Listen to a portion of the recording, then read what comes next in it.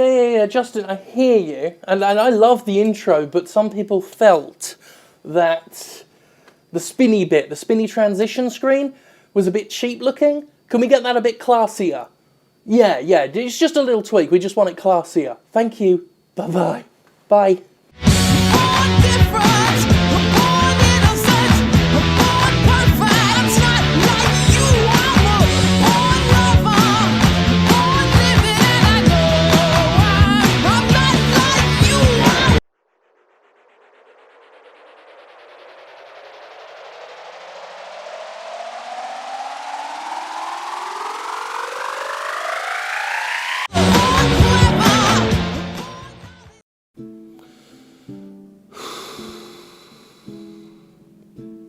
A new Call of Duty was released. Oh yeah, there's a controversy surrounding it.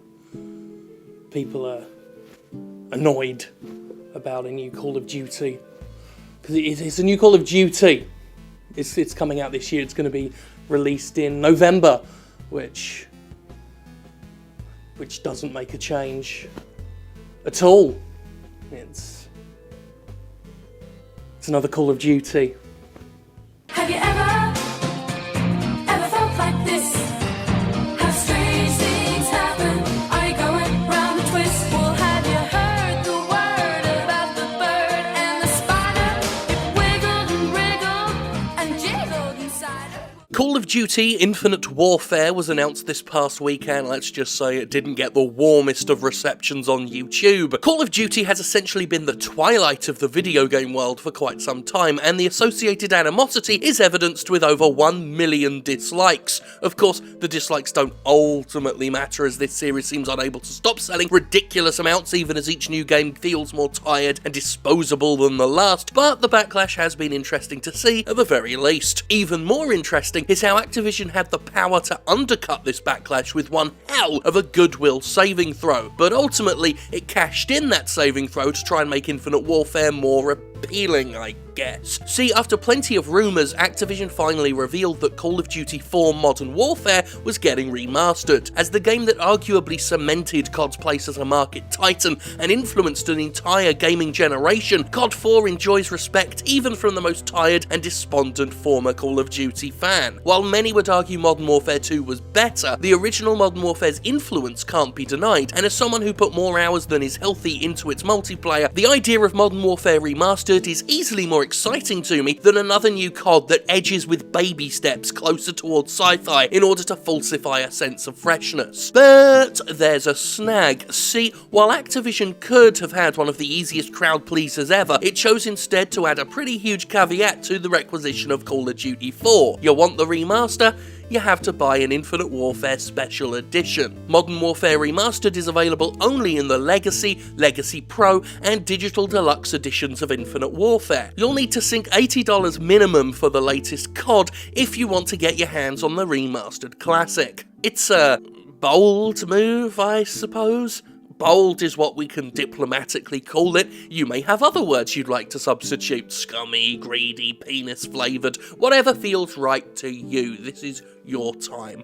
It can be all those things and still be bold. I mean, this is the first time, to my knowledge at least, that a whole new game has been gated off, well, new in quotes, has been gated off as an exclusive bonus in a collector's edition. How like the AAA game industry, in fact, to take brave and inventive new steps in gatekeeping and paywalling content, even while the content itself is getting more and more stale. The sad thing about this is that for all its hatedom and ill reputation, some of it well earned, Call of Duty has always been one of the less shittier audience exploiters out there. This is not to say the games haven't had their fair share of nickel and dime attempts. Each new release has a range of excessively lavish collector's editions, they flog DLC as hard as anybody, and the virus of microtransactions has been sneaking its way into the series more and more with each fresh launch.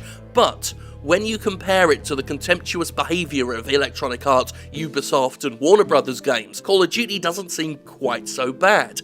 COD hasn't prioritised DLC over fixing the base game like the Arkham series did. It doesn't rework elements of its series to create an overbearing fee-to-pay atmosphere like EA's done with games such as Dead Space 3. And I'd compare it to the shit Ubisoft tries to pull over these past few years, but we'd be here for hours. In comparison to other AAA games, Call of Duty has exhibited a strange sort of restraint. Sort of. Its DLC packs are generally understated, and the series has never been accused of carving content out to sell us later, not in the same way other aforementioned publishers' games have been. But with this move, Call of Duty has demonstrated aptly that not even its guaranteed multi-million sales success will keep it above pulling a fast one and damning the backlash for it. Not that we really should be surprised, it's Activision after all, a company that's never tried to hide the fact it'll do whatever it feels like and laugh as the coins come rolling in. But I am, if not surprised, a little tiny bit disappointed.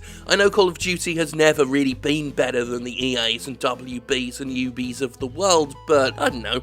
I guess I always thought it had slightly more class. Activision could have sold Modern Warfare Remastered separately and made a killing, while Infinite Warfare would no doubt rake in ridiculous profit with or without the pack in-game. Instead, Activision is banking on having its cake and masturbating into it, attempting to ensure that old fans who are sick of newer CODs get exposed to Infinite Warfare, and of course there's no way Activision won't sell Modern Warfare Remastered separately at a later date, as soon as sales slow on those $80 plus special editions. Activision will make more money from impatient players who need COD 4 immediately, while picking up the more disciplined buyers a few months later. And it doesn't matter how pissed off you are, how many dislikes you may fire at Activision's trailers, the plan is going to work. It's going to work beautifully, and some of those raging at it now will part with their money later to ensure that it does work. You know, it's funny. I kind of had to do an episode on this whole thing. It was expected, it was heavily requested, and people demanded I bring the thunder.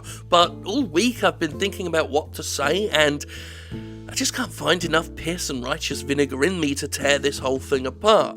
Not because I like it, I think it's a shitty symptom of pre-order culture, a sleazy move that blatantly trades in customer goodwill for get-rich-quick profits, and I'm disgusted at the idea that I know it's going to work. But I also find myself truly apathetic about it deep down.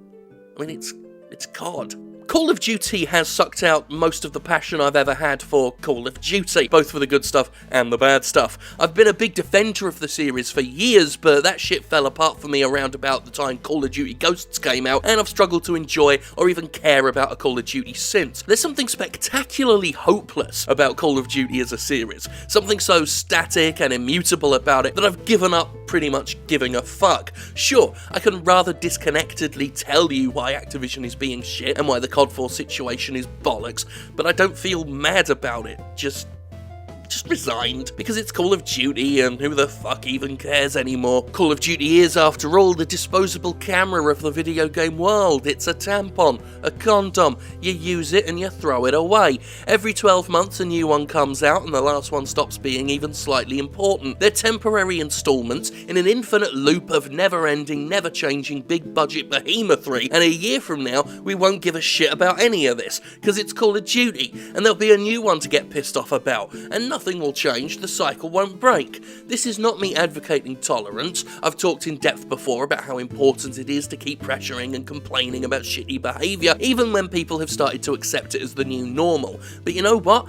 In this one case, I don't feel like raging. It's not tolerance, it's just a big load of because Call of Duty isn't worth it. Call of Duty stopped being worth it years ago. It settled into its nest of mediocrity, dressing up its played-out premise with shallow alterations that can't really obscure how aged the core of it really is. And while I would have liked COD 4 Remastered and would have likely bought it standalone, I sure as shit don't care enough about it to stump up the green and get it in a collector's edition, not these days.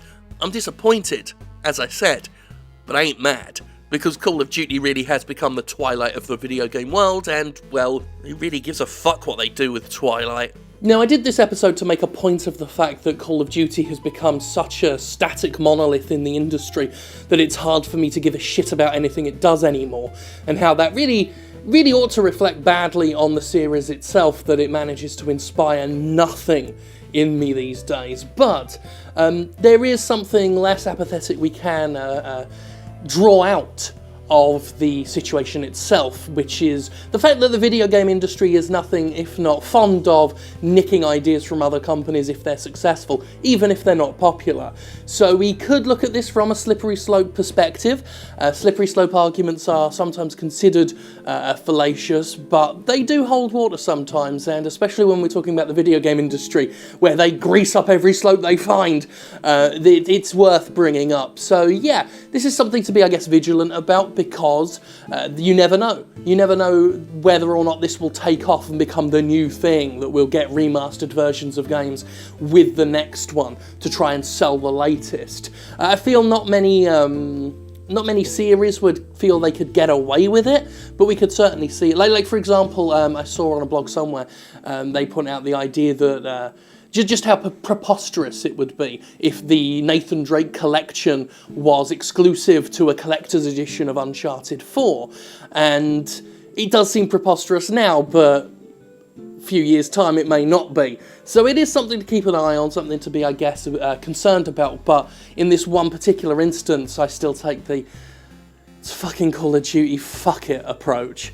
On an unrelated note, I was looking for random footage for this video because, of course, it's going to get content ID'd by Activision anyway, and I remembered the New Adventures of He-Man, which I've used some clips of, and people give that series a lot of shit because it followed the classic He-Man that everyone's got the nostalgia for, you know, the proper masters of the universe. And the New Adventures of He-Man rewrote the characters and totally changed everything. And a lot of people hate the Skeletor that's in it, but I fucking love him.